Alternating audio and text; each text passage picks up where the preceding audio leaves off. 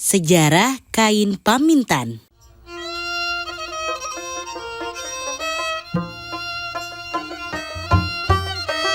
Kain sasirangan adalah kain tradisional masyarakat Banjar, Kalimantan Selatan. Sama halnya dengan kain-kain tradisional lainnya, kain sasirangan juga memiliki nilai atau kekuatan magis dan pesan-pesan yang ingin disampaikan melalui motif dan warna yang sesuai dengan kepribadian dan budaya yang berkembang di Kalimantan Selatan. Di awal kemunculannya, kain sasirangan mempunyai bentuk dan fungsi yang cukup sederhana, seperti ikat kepala yang biasa disebut laung, sabuk dan kain sarung untuk lelaki, selendang, kerudung, dan kemben untuk perempuan. Di masa lalu, kain sasirangan hanya bisa dibuat sesuai permintaan saja.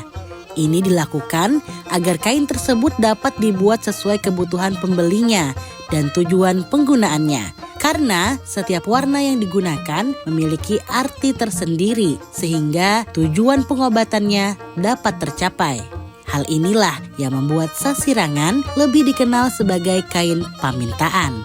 Pada zaman dahulu, tidak semua orang bisa menjadi pengrajin kain pamintan. Keterampilan membuat kain pamintan merupakan keterampilan yang bersifat keturunan, sehingga keterampilan tersebut tidak mudah diturunkan kepada sembarang orang.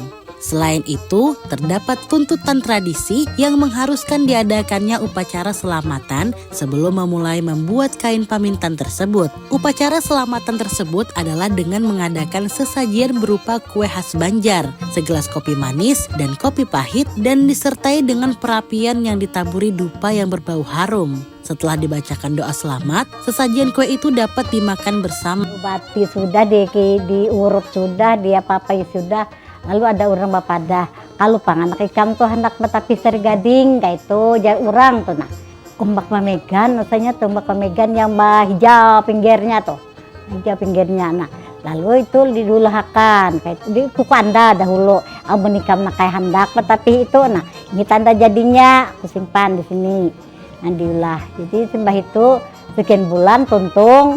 Lalu kambe duit itu tadi ku membayari harganya nang harga tapih itu tadi. Lalu mbah itu nanak sudah ada tapihnya, nah mudah-mudahan naik kami hilang penyakit ikan. Kalau memang marga ini nah pertolongan Tuhan gua pang. Nah itu nah ini kesandarannya tapih itu, nah itu nah lalu dipakayakan.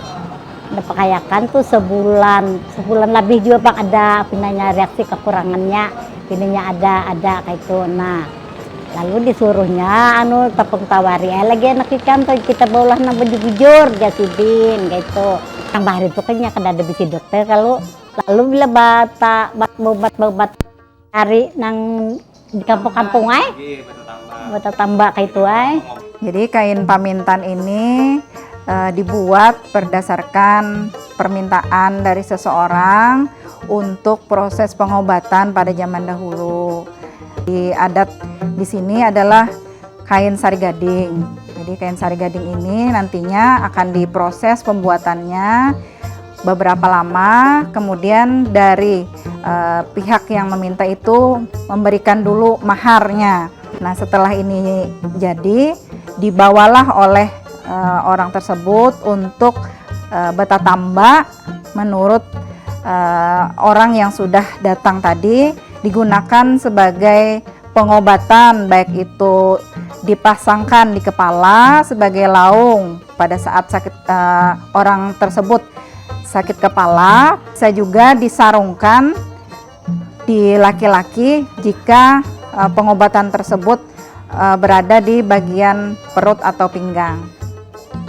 Dalam beberapa kasus, ragam hias yang diimbuhkan pada kain pamintan adalah metafora dari keluhan penyakit si pasien.